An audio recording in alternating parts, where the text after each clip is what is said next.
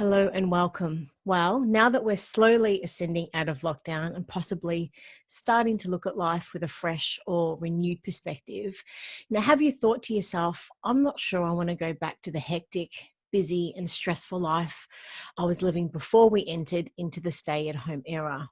I mean, why were we ever pushing ourselves to the extreme before anyway? Think about it. We live in a first world country. We have a roof over our heads. We have enough food, clothing, warmth, and all the things that we need to survive, and then some. Millions of people around the world would do anything to have these luxuries. So the question is, when is enough enough? And at what cost are we willing to sacrifice our physical, mental, and spiritual health moving forward as we emerge out of lockdown? To talk with us about this today, we welcome back Krissy Regan. Now, Krissy is founder of Mindful Mums Queensland and author of the new book, Broken to Unbreakable, 12 Steps and Unbreakable Mind, Body and Spirit. Welcome back, Krissy. Thanks for joining us. How are you? Good. Thanks for having me again. It's lovely to see your face. How are you? Yeah, I'm not too bad, and I'm really excited to talk about this. It's definitely a lot I personally want to be able to learn, and I'm sure everyone watching and listening as well. And, I guess if this whole COVID-19 era has taught us anything, I guess it's the beauty and serenity in just slowing down, and it's something that many of us may have really been needed to be forced to do, I guess, to experience what it's like to live in just a peaceful and calm state. So, I'd love to know initially, why do you think we allowed life just to get so busy? I guess, is it just a byproduct of, the rising cost of living, or is it just that we've always wanted more and allowing, I guess, consumerism to get the better of us, or is it something else? What are your thoughts? Oh, my thoughts are it's a lot of that stuff. Serenity is my favorite word this year. I adopted it as my word for 2020. In Nice. September, in September 19, I wrote down in my book, goal emotion for 2020 is serenity. So I do reflect on that, and it has been, there is time of serenity at the moment, particularly in nature. And, when we spend time in nature, we also absorb that serenity. So it's important. But it's true, we do get consumed in consumerism. We do get consumed in needing to achieve and to accumulating stuff. And, often we build, trying to build resources here, but we're actually depleting resources from over there. And it's that balance between the two, because even when you're trying to achieve professionally or personally, some parts of you become depleted. So there's very much a balance to be achieved, and it's helping people to become aware of the mindset that allows them to achieve versus also repair. So it's a balance between the two. Yeah. And I think that word balance is something that is very, very powerful. I have it on my vision board actually as well. And it's right in the middle of it. It says balance, because I think that's something that so many of us really struggle with. But I guess the question is, how can we overcome, I guess, like the way that life was before? I guess we all have bills to pay. We've all got expenses. So what's the key here, do you think? Is it balance, do you think? It is balance, and I'm a Libran, so I should be balanced. Oh, But there you go. I've spent most of my life either being very up or very down. And I'm striving now to understand what balance is for me, because balance is different for all of us. True. And you don't need to be a Libran to want to attain balance in your life.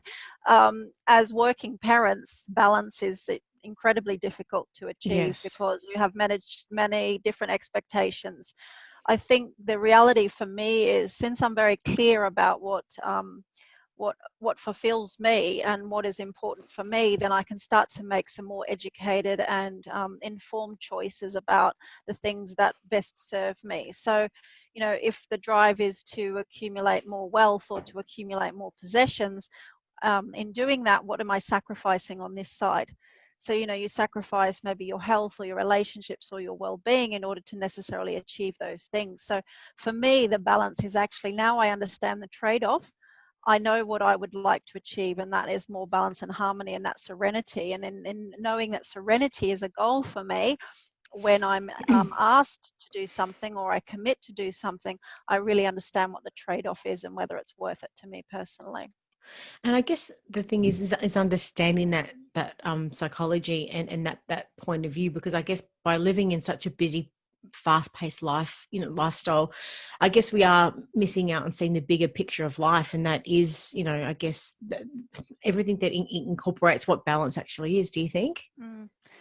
It is true. And I think early last year I was talking about something in my life, and the person I was speaking to said to me, just be mindful of the cost. And that really struck a chord with me. And I went away and reflected on that comment quite a lot. And, I've studied procurement. So this idea of cost and the idea of value were two things that are really quite intrinsic in my mindset. So I was thinking, yeah, every time I do something, there's a cost to me personally, but also to those around me. And if I don't take into account the actual costs of doing all those things, the cost of it may far outweigh the value that I'm ever going to get or achieve. So it probably took someone asking me that question in order for me to fundamentally start to apply that principle in my life, the cost versus the value versus, what's beneficial, essentially. Yeah. I think this whole COVID-19 era has really made a lot of us look at our lives and question, what it's almost like sort of doing a bit of a assessment of everything, and what am I going to keep and what am I going to sort of turf, and what's going to be Yeah. sort of incorporated as we move forward, I guess. But how do you think this whole COVID-19 era could change life for the better for everyone? Well, fundamentally, there may be a shift in working practices, which are important.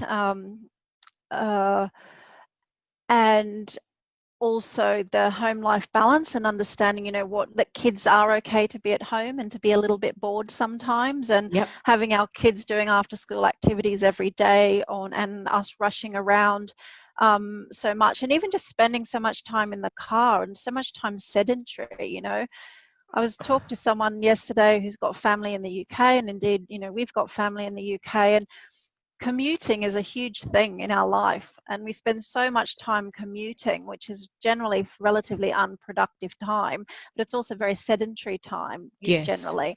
So and therein lies a huge health concern, that the amount of time you spend commuting is your sedentary time, is also your inactive time. So we hopefully a lot of people have had a lot less sedentary time as that we've been in COVID. So it's really about kind of embracing the things that we've adopted in terms of our health and well-being during this time, and then carrying them forward. And that is, how much do I want to be sat in the car rushing around? How much do I want to be running the kids from here to different places?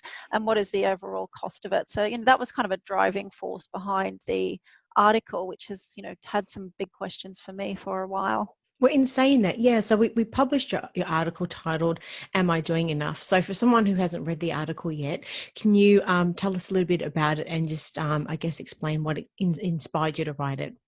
Yeah, so am I doing enough is a question probably as mums we ask ourselves every day. Am I helping enough with homework? Am I feeding my children enough healthy food? Am I getting enough exercise? These are kind of, am I doing enough questions that are kind of coming up on a daily basis for me as an individual, and no doubt for many other mums as well. So, but the reality of am I doing enough and not realizing I've taken on too much is also a question that we probably, don't kind of analyze too often.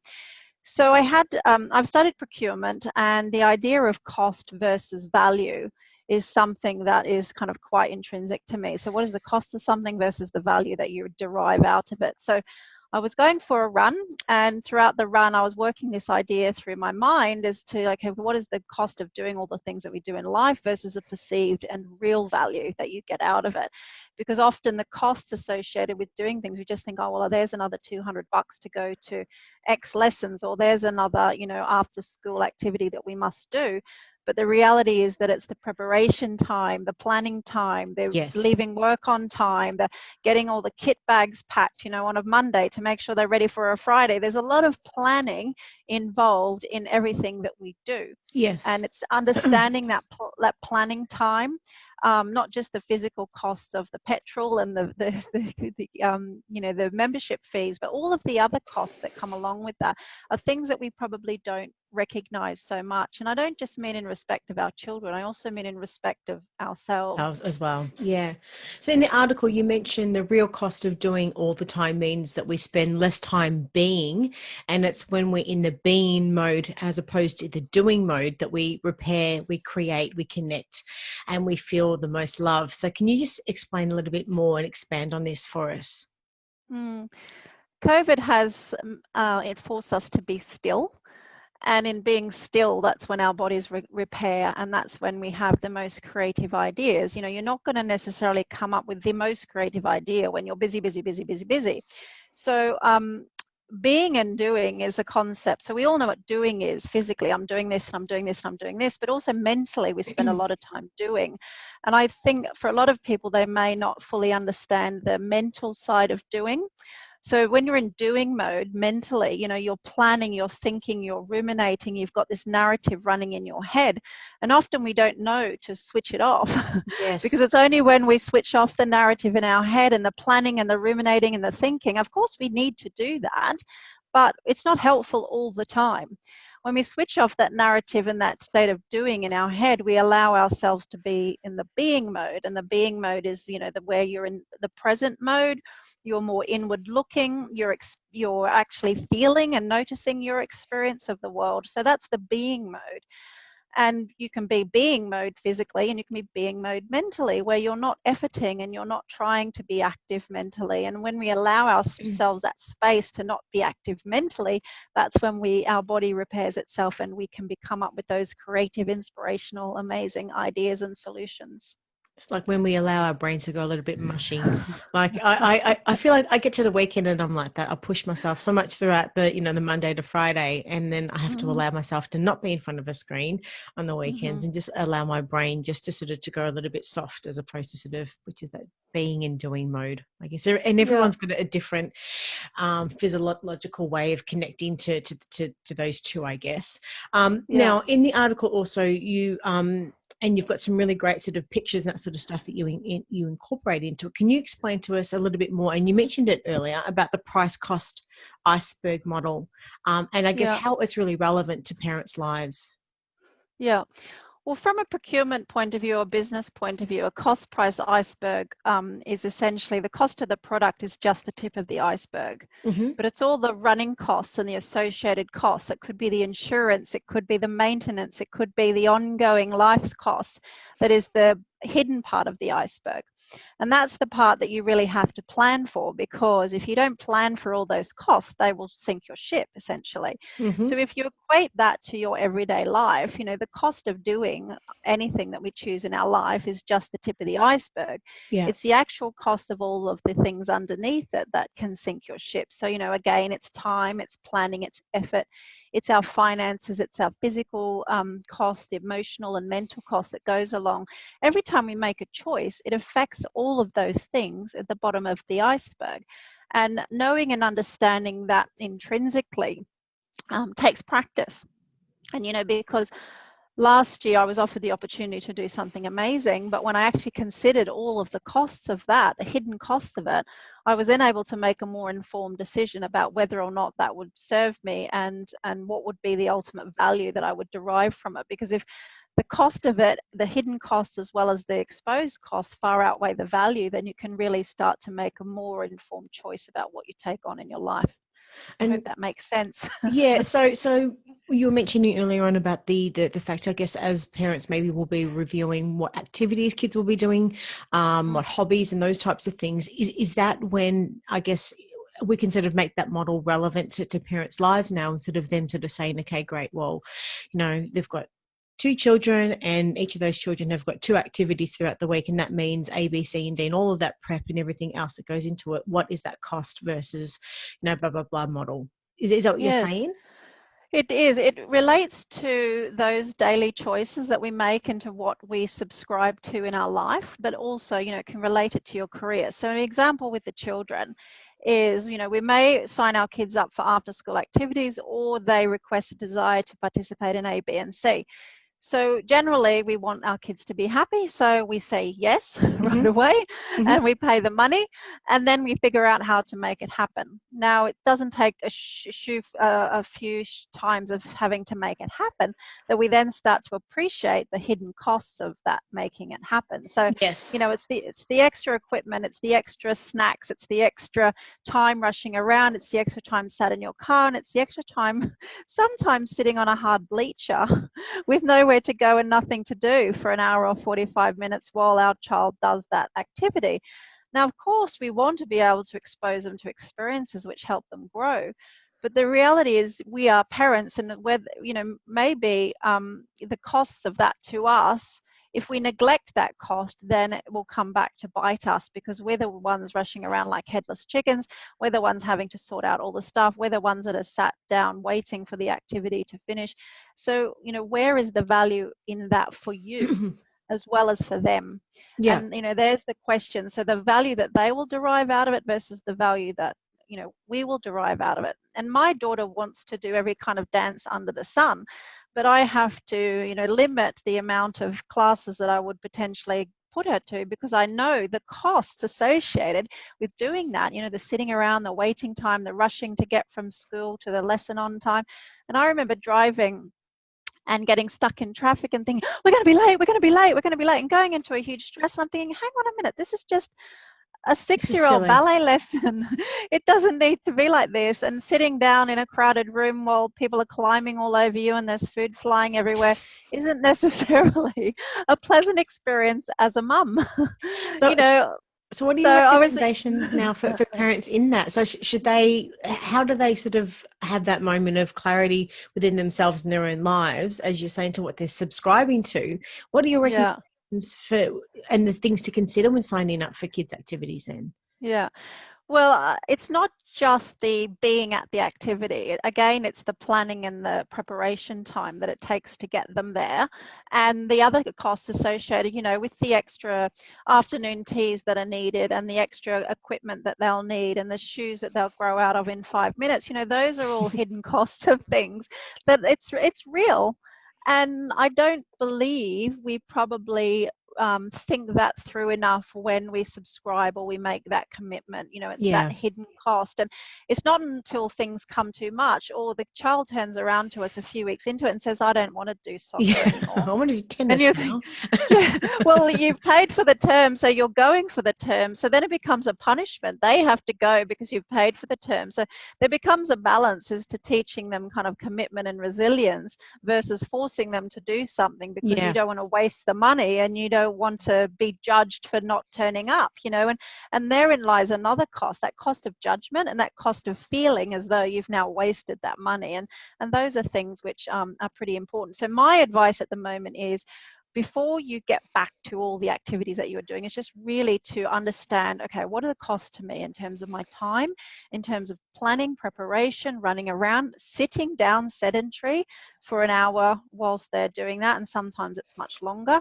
And what value is there for me as well as for them? Because if you start to see some value for yourself as well as for your child, then it becomes a much more meaningful experience for both of you. And I guess what to do, I guess, when parents realize they've taken on too much, like what do they do Yeah. then when they're already in that, they've already committed and they're Yeah. like, okay, so they've already committed and they're listening to this now or watching this now and they're like, all right, what do I do? Well, there's a line in my book actually, which sounds quite harsh, but it's meant with love, which is, we're quite stubborn and we would rather choke on something than spit it out and confess that we've bitten off more than we can chew. Yep. And it is true, isn't it? Because you bite off more than you chew and you're kind of like, you're trying not to kind of give up because we're stubborn. But actually, the reality is now we have like all of this time on our hands where we can really be more selective and choosy and to be stubborn and to think about, okay, the bigger picture and what is the impact and what will derive it, and just take that bit more time. We don't need to go into term 3 with a full schedule of activities. We don't need to do that. No. So let's decide what are the things that bring you most joy, your children most joy, the family most joy, that still allows you to have time together, to grow and to experience, but we aren't all rushing around like manic headless chickens all the time.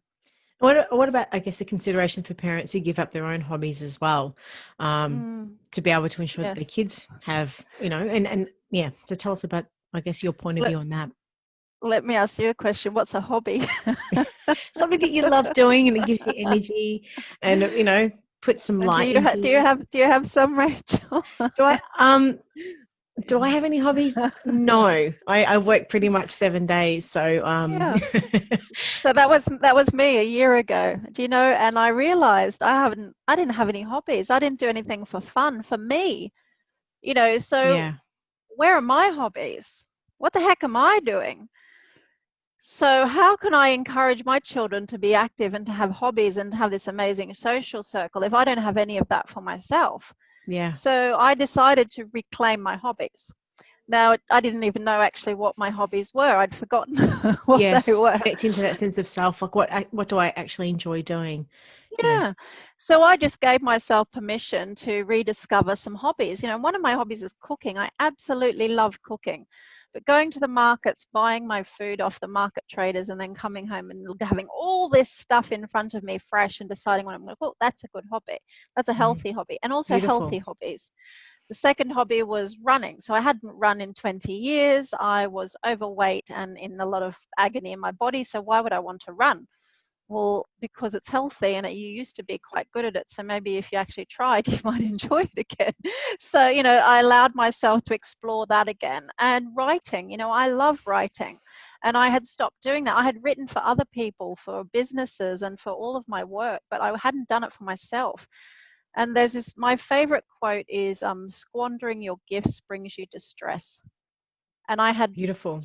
I had forgotten my gifts, and my gifts were also my hobbies, and I wanted to use them to nourish myself, but also then to share them with others. So that's kind of important. And I'd love to touch on the subject of mindset. Do you have any simple tips, I guess, we can apply to help shift our mindset and shift our like perspective and lens that we sort of see life at all as well? Yeah, I think we chatted a little bit before we came on camera about the self-sabotage angle of things. And, we can Yep. sabotage our relationships and on a relational level when we're always doing, doing, doing. We could we sabotage our relationships with our children if we're not present with them. We sabotage a relationship with our parents or our partners if we're not doing the quality thing or speaking their love language, which is a whole nother article. But equally, we also then sabotage ourselves because we don't allow ourselves permission to try, permission to fail, or permission to seek what fills us up. And I don't necessarily like to use the analogy of filling the cup because I think it's talked about too much, but actually Yes. filling yourself up is that fulfillment. And on Saturday morning, I had both my girls on my bed and I was sitting on my laptop sending an ebook to Montreal in Canada. And I felt 150% fulfilled because I had the two people I love more than anything in the world on my bed. And I was in bed writing and sharing my book. And I've realized at that moment, I feel 100% fulfilled. And, I wouldn't have been able to say that 18 months ago. Yes. So you've sort of worked through that and understood what was the balance and what you needed to like if we have a plate of life, what is a combination of what you have on that plate, so it's not, I guess, out of balance and you don't have too much of one thing, or it's sort of a little bit too sort of overcrowded, Yeah. I guess. Do you think? And what's holding you back? I knew what was holding me back. And once I let go of the stuff that was holding me back, um, I reached that point in my life where, letting go of my own fear and my own judgment was holding me back. But also if I'm in judgment of others, then the judgment that I see in them is reflected back to myself. So I don't Mm, want to judge other people because then all I'm doing is bringing judgment to myself. And I want to be free of judgment in order to create and do. And like, we even said, we're our own harshest critic. So there's nothing that someone that can't say to me that I wouldn't have already said to myself. And I know that intrinsically because I'm harsh on myself. I'm hard on myself. I want to aspire to have high standards. So then equally, why should I live in fear of judgment when all I'm doing is I'm harming myself and blocking my potential, which is what I So didn't want to do. how did you apply, I guess, this doing plus versus being model? How did you apply that model to help your health and your well-being and the quality of your life then? What did you do? How did you then and how should somebody then go, okay, this is a great concept. How do I then make this shift? Yeah. So I think I'll just touch briefly on kind of the doing and the being again, because like there's the physical side of doing, but there's also the mental side of doing. And in doing and being we are receptive to what comes. In doing, we are trying to effort what comes. Do you know what I mean? And there's a very subtle difference. But if you're mindful of the subtle difference between the being, which is the accepting, then when things happen to you, you can accept them a little bit more freely. You don't try and judge them or get fed up or frustrated, because ultimately the universe wants you to succeed. And when you accept that as a mindset, when things come to you, whether they're challenges or learning experiences or stumbling blocks or anything, you accept them as part of your journey and your opportunity to grow and to learn. And I've had a challenge in my life at the moment, which has been causing me some angst and frustration, but I keep looking for the angle in which to see how am I growing and learning from this.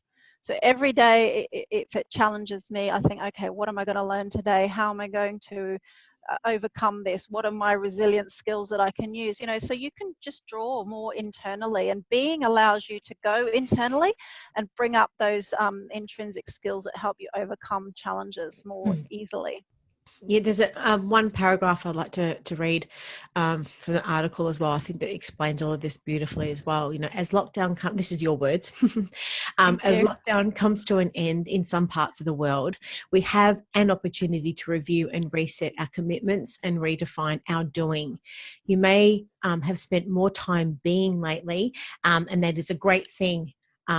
For your soul. Continuing in this state of being throughout your life will enable you to be more objective about what serves you and what benefits you, as well as I guess your family members have as the cost of the real cost of being associated with doing. So that's everything that you've been speaking about, is just really assessing what is the cost of one versus the other.